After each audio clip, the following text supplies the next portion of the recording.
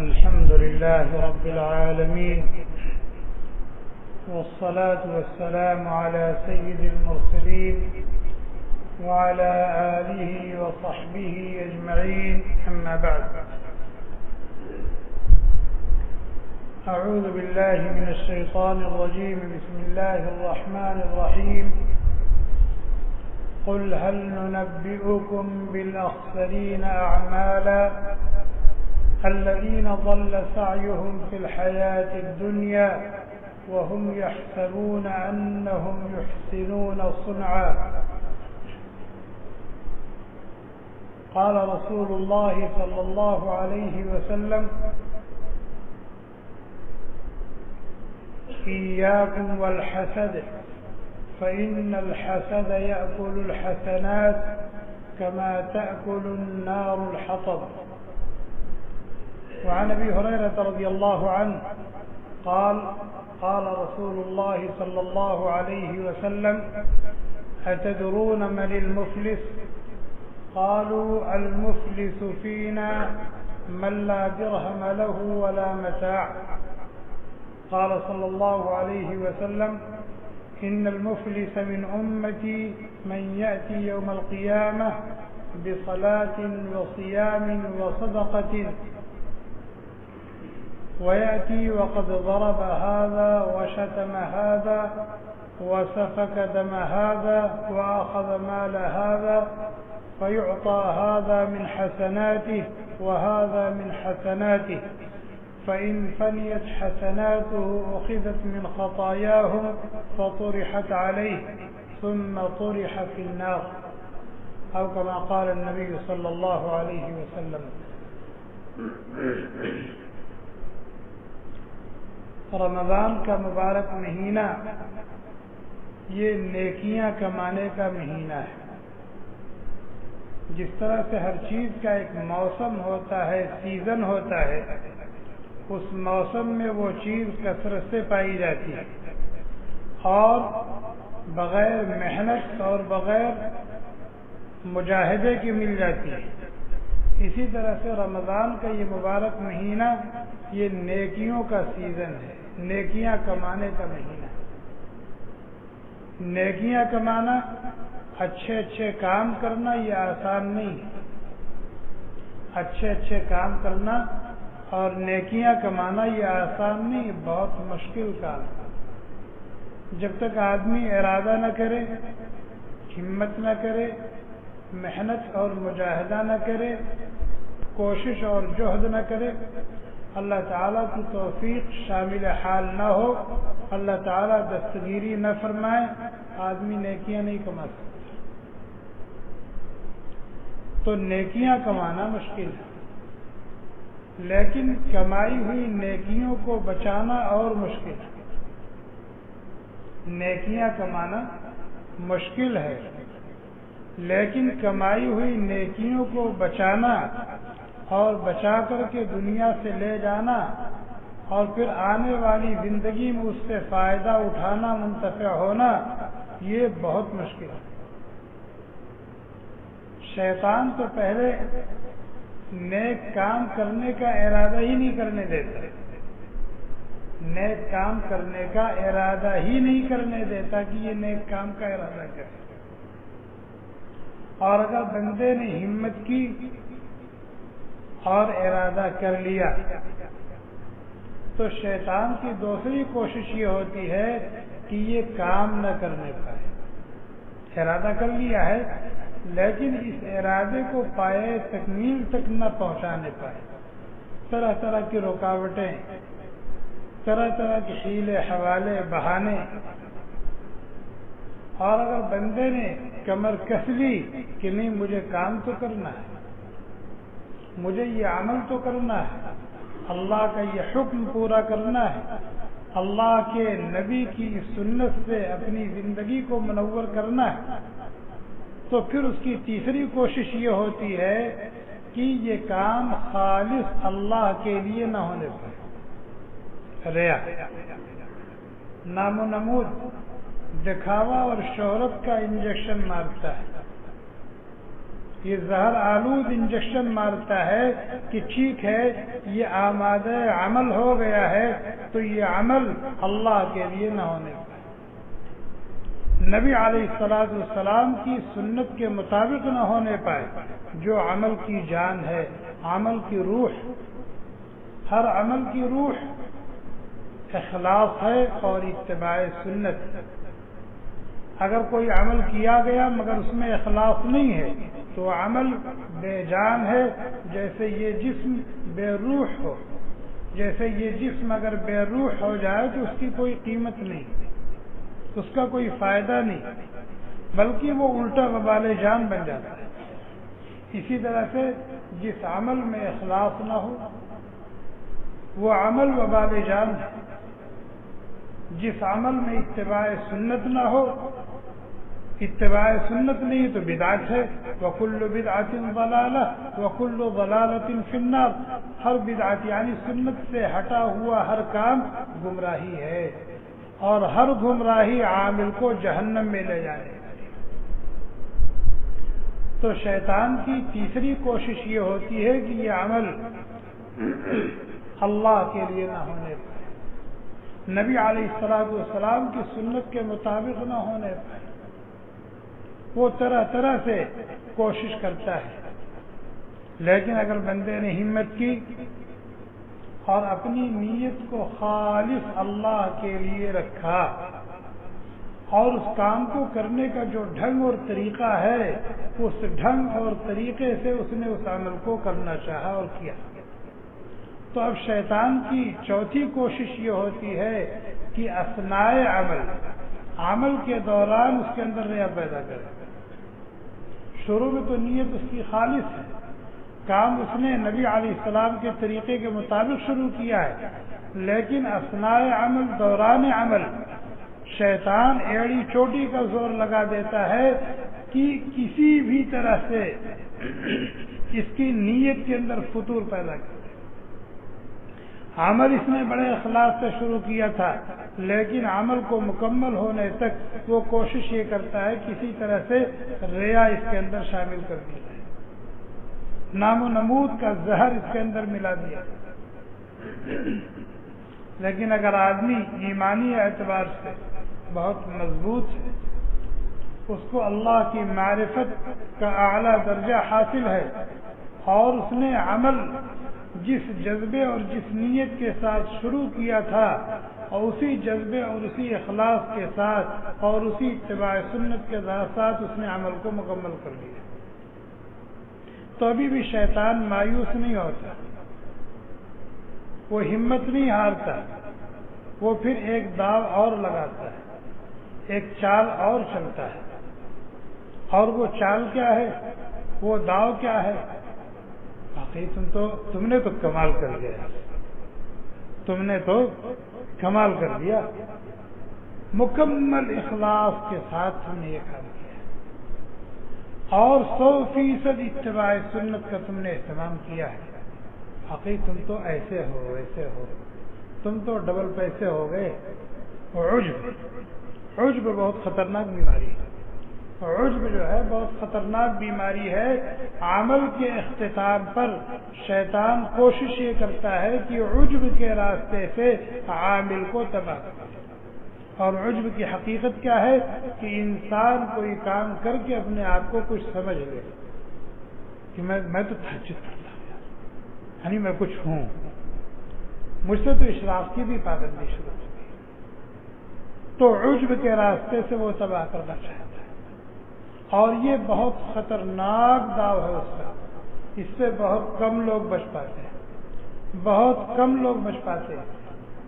جبکہ اللہ والوں کا شیوا کیا تھا؟ ان الذین هم من خشیۃ ربهم مشفقون والذین هم بآیات ربهم یؤمنون والذین هم بربهم لا یشرکون والذین یؤتون ما آتوا وقلوبهم وجلة انهم الى ربهم راجعون اولئک یسارعون فی الخیرات وهم لها سابقون۔ نمازیں بھی پڑھتے ہیں، روزے بھی رکھتے ہیں، اور اللہ کے دیے ہوئے مال میں سے خرچ بھی کرتے ہیں، اللہ کی توفیق سے ذکر و تلاوت بھی کرتے ہیں، توبہ اور استغفار کا اہتمام بھی کرتے ہیں اور اللہ تعالیٰ کے غریب اور نادار بندوں اور بندیوں کی حاجت روائی بھی کرتے ہیں، یہ سب کچھ کرنے کے ساتھ ساتھ وہ کانپتے رہتے ہیں، یہ سب کچھ کرنے کے ساتھ ساتھ وہ کانپتے رہتے ہیں، ڈرتے رہتے ہیں کہ نہ جانے ہمارے یہ اعمال بارگاہ رب العزت میں قبول ہوئے یا نہیں ہوئے، جس طرح سے عمل کرنا چاہیے تھا اس طرح سے ہم سے عمل ہوا یا نہیں ہوا۔ اللہ تعالیٰ نے اپنے خاص بندوں کی یہ شان بیان کی ہے کہ عمل کر کے ان کے اندر عجب نہیں پیدا ہوتا، وہ اپنے آپ کو کچھ سمجھتے نہیں ہیں بلکہ اللہ تعالیٰ سے دعا کرتے رہتے ہیں اور اس عمل کے رد کر دیے جانے سے ڈرتے رہتے ہیں، کانپتے رہتے ہیں، گھبراتے رہتے ہیں۔ اور شیطان انسان کے عمل کو بیکار کرتا ہے اس طریقے سے بھی کہ دوسروں کے تعلق سے اس کے دل میں حقارت کا جذبہ پیدا کرتا ہے۔ یار میں تو ماشاءاللہ دیکھو میں نے داڑھی بھی رکھ رکھی ہے، ٹوپی بھی اور عمامہ بھی میرے سر پر رہتا ہے، میرے کپڑے ٹخنے سے اوپر ہیں، غرض میرا ظاہر 100% متبع سنت ہے اور میرے دل میں اللہ کا ڈر بھی ہے اور میں یہ بھی کرتا ہوں، یہ یار دیکھو آخر یہ بھی تو عبد الرحمن ہے، یہ بھی تو مسلمان ہے، لیکن کبھی بھولے سے اس کو توفیق نہیں ہوتی قرآن ہاتھ میں لے، نماز بھی پڑھتا ہے اسی پکڑ چھوڑ کر کے پڑھتا ہے۔ تو اس طریقے سے وہ کیا کرتا ہے کہ دوسرے لوگوں کو جو عمل میں اس سے کم ہیں ان کی حقارت کو، ان کی کمتری کو اس کے ذہن میں اور اس کی نظر میں ڈالتا ہے تاکہ وہ آدمی اس کو حقیر سمجھ لے، اور حقیر سمجھ لیا مارا گیا، حقیر سمجھ لیا کسی آپ کو، کسی کو کسی عمل کی وجہ سے، اپنی کسی خوبی کی وجہ سے، اپنے اندر پائے جانے والے کسی کمال کی وجہ سے اگر دوسرے کو حقیر سمجھ لے، کمتر سمجھ لے، اپنے آپ کو اونچا اور بہتر سمجھ لے، مارا گیا مارا گیا۔ اسی طریقے سے اللہ کے نبی علیہ الصلوۃ والسلام نے فرمایا کہ بندہ عمل کرتا ہے اور عمل کر کے نیکیوں کا ایک ذخیرہ اپنے نامہ عمل میں اکٹھا کر لیتا ہے، لیکن اگر اس سے کوئی ایسا بول اس کی زبان سے نکل گیا یا ایسا کام اس سے صادر ہو گیا جس کے اندر شرک کی بو ہے، جس کے اندر کفر کی بو ہے، جس کے اندر نفاق کی بو ہے، تو اس کے اعمال کتنے بڑے کیوں نہ ہوں، اس عمل کو کرنے میں اس نے کتنا مجاہدہ کیوں نہ کیا ہو، سب بیکار اور بے اثر ہو جاتے ہیں۔ اللہ تعالیٰ نے اپنے نبی سے کہا لئن اشرکت لیحبطن عملک ولتکونن من الخاسرین، کہ اے نبی صلی اللہ علیہ وسلم بالفرض والمحال اگر آپ سے بھی کوئی شرک صادر ہو جائے، چاہے آپ کی زبان سے کوئی شرکیہ اور کفریہ بول نکل جائے، چاہے آپ کے اعضاء و جوارح سے کوئی شرکیہ اور کفریہ عمل صادر ہو جائے، تو آپ کے بھی سارے اعمال بیکار ہو جائیں، بے اثر ہو جائیں۔ اسی طریقے سے اللہ کے نبی علیہ الصلوۃ والسلام نے فرمایا ایاکم والحسد، اپنے آپ کو حسد سے بچاؤ۔ حسد کہتے ہیں کہ کسی کی اچھی حالت کو دیکھ کر کے برداشت نہ کر پانا اور یہ آرزو کرنا کہ اس کی اچھی حالت اس سے چھین لی جائے،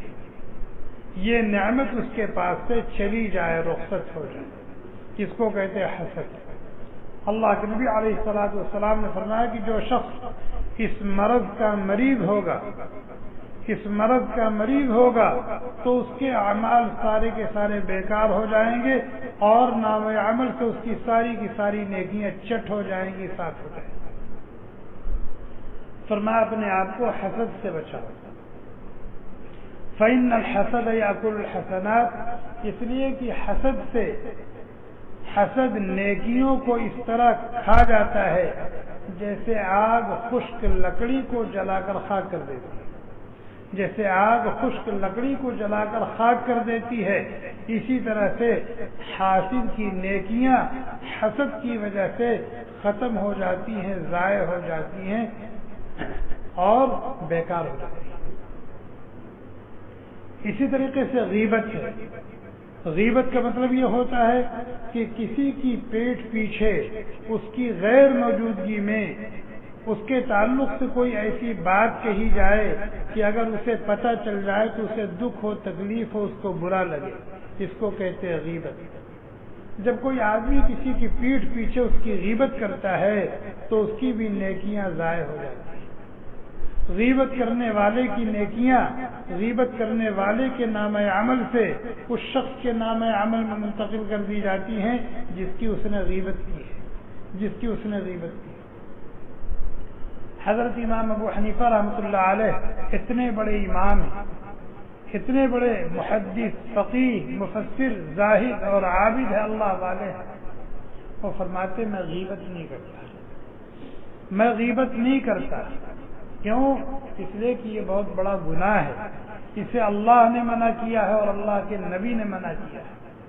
اور غیبت کرنے والوں کے لیے قسم قسم کی بڑی بڑی خطرناک قسم کی سزائیں سنائی گئی، بڑی بڑی وعیدیں آئی ہیں، اس لیے میں غیبت نہیں کرتا۔ اگر کبھی غیبت کرنا بھی ہوگا تو اپنی ماں کی غیبت کروں گا، تاکہ محنت اور مشقت سے کمائی ہوئی میری نیکیاں میری ماں کے نام عمل میں جائیں، کسی اور کے نام عمل میں نہ جائیں۔ تو غیبت اتنا بڑا گناہ ہے کہ اس کی جو سزا آخرت میں ہے وہ تو ہے ہی ہے، لیکن بہت بڑی سزا یہ ہے کہ اس کی نیکیاں اس کے نام عمل سے اس شخص کے نام عمل میں منتقل کر دی جاتی ہیں جس کی اس نے غیبت کی ہے، جس کی اس نے عیب جوئی کی۔ اس طرح کے بہت اعمال ہیں، اس طرح کے بہت بول ہیں، اس طرح کے بہت کام ہیں کہ جن کی بے احتیاطی کی وجہ سے، جن کا خیال نہ کرنے کی وجہ سے وہ بول ہماری زبان سے نکل جاتے ہیں، وہ کام ہم سے ہو جاتا ہے، وہ فکر اور سوچ ہمارے اندر جنم لیتی ہے جس کی وجہ سے ہماری محنت اور مشقت سے کمائی ہوئی نیکیاں ضائع ہو جاتی ہیں، بیکار ہو جاتی ہیں، بے اثر ہو جاتی ہیں۔ اللہ تعالیٰ نے فرمایا قل هل ننبئكم بالاخسرین اعمالا الذین ضل سعیهم فی الحیاۃ الدنیا وهم یحسبون انهم یحسنون صنعا۔ کہہ دیجئے اے نبی صلی اللہ علیہ وسلم، آپ کہہ دیجئے کہ کیا میں تمہیں بتاؤں نا کہ عمل کے اعتبار سے سب سے زیادہ نقصان اور خسارے میں کون شخص ہے؟ عمل کے اعتبار سے سب سے زیادہ نقصان اور خسارے میں کون ہے؟ فرمایا وہ شخص جس کے اعمال بیکار ہو گئے اور اعمال پر ملنے والی نیکیاں اس کے نام عمل سے صاف ہو گئی، اور وہ یہ سمجھتا رہا کہ میں تو نمازیں پڑھ رہا ہوں، وہ یہ سمجھتا رہا کہ میں نے تو رمضان کے روزے بھی رکھے، وہ یہ سمجھتا رہا کہ میں نے تو تراویح کا بھی اہتمام کیا ہے، اور وہ یہ سمجھتا رہا کہ میں نے حسب توفیق خداوندی تہجد بھی پڑھی ہے، میں نے رمضان میں 4 5 ختم بھی کیے ہیں، اور اتنا صدقہ خیرات بھی میں نے کیا ہے۔ وہ تو مطمئن ہے، تکیہ لگائے بیٹھا ہوا ہے کہ اللہ تعالیٰ کی توفیق سے میں نے یہ کام کیے، یہ کام کیے، یہ کام کیے، اتنی نیکیاں میرے نام عمل میں ہوں گی۔ لیکن ایسے بول اس نے بولے اور ایسے کام اس نے کیے کہ جس بول کی وجہ سے، جس کام کی وجہ سے یہ نیکیاں اکارت ہو جاتی ہیں، اور اس کی نیکیاں چٹ ہو گئی اور اسے پتہ بھی نہیں چلا۔ کل میدان محشر میں اللہ تعالیٰ کے سامنے جب آئے گا کہ مجھے انعام دیا جائے، میری نمازوں کا بدلہ مجھے دیا جائے، میرے روزوں کا بدلہ مجھے دیا جائے، میرے صدقات و خیرات کا بدلہ مجھے دیا جائے، تو وہاں اللہ تبارک و تعالیٰ کی طرف سے یہ کہا جائے گا کہ بھئی تم نے کیے تو تھے یہ اعمال، تم نے یہ اعمال کیے تو تھے، اور تمہارے نام عمل میں نیکیاں آئی تو تھیں، لیکن تم نے ان کی حفاظت نہیں کی، تم نے ان کی حفاظت نہیں کی، ان کو سنبھال کے نہیں رکھا، اور ایسے کام کرتے رہے، ایسے بولتے رہے جس کی وجہ سے یہ نیکیاں ضائع ہو گئی۔ یہ دیکھو تمہارا نام عمل بالکل صاف۔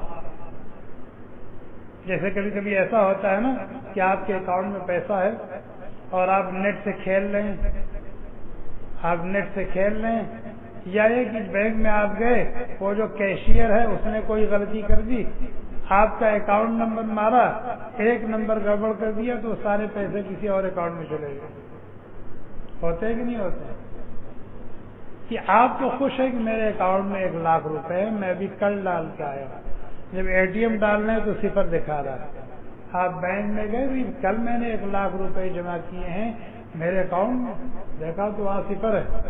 کہاں گیا؟ اب وہ چیک ہو رہا ہے گیا کہاں، تو پتہ چلا کہ وہ کسی اور کے اکاؤنٹ میں چلا گیا، کسی اور کے اکاؤنٹ میں چلا گیا۔ تو اسی طریقے سے اگر ہم اپنی کمائی ہوئی نیکیوں کو سنبھال کے نہیں رکھیں گے اور احتیاط کے ساتھ نہیں بولیں گے اور ہر قسم کے شرکیہ کفریہ اور اس قسم کے جو غلط کام ہے اس سے اپنے آپ کو نہیں بچائیں گے تو ہمارے نام عمل سے بھی نیکیاں کسی اور کے نام عمل میں چلیں گی۔ تو اللہ تعالیٰ کی توفیق سے ہم نے جو کچھ کمایا ہے اس کو سنبھال کر کے رکھیں، اس کو بچا کر کے رکھیں، اس کی حفاظت کریں تاکہ کل آنے والی زندگی میں وہ ہمارے کام آئے۔ اللہ تعالیٰ ہم سب کو توفیق عطا کرے، اپنی مرضیات پر چلائیں، نامرضیات پر چلائیں۔ اللہ تعالیٰ نے جس طرح سے ہمیں توفیق دی کہ ہم نے کچھ اچھے کام کیے اور اچھے کام کر کے ہم نے کچھ نیکیاں کمائی، اللہ تعالیٰ ہمیں اس کی بھی توفیق دے کہ ہم ان نیکیوں کی حفاظت کریں، ان نیکیوں کو بچا کر دنیا سے جب جائیں تو اپنے ساتھ لے کر کے جائیں، تاکہ آنے والی زندگی میں جب ہمیں نیکیوں کی ضرورت ہو تو یہ نیکیاں وہاں ہمارے کام آئیں۔ سبحانك اللهم وبحمدك ونشهد ان لا اله الا انت ونستغفرك ونتوب اليك۔ سبحان ربك رب العزة عما يصفون وسلام على المرسلين والحمد لله۔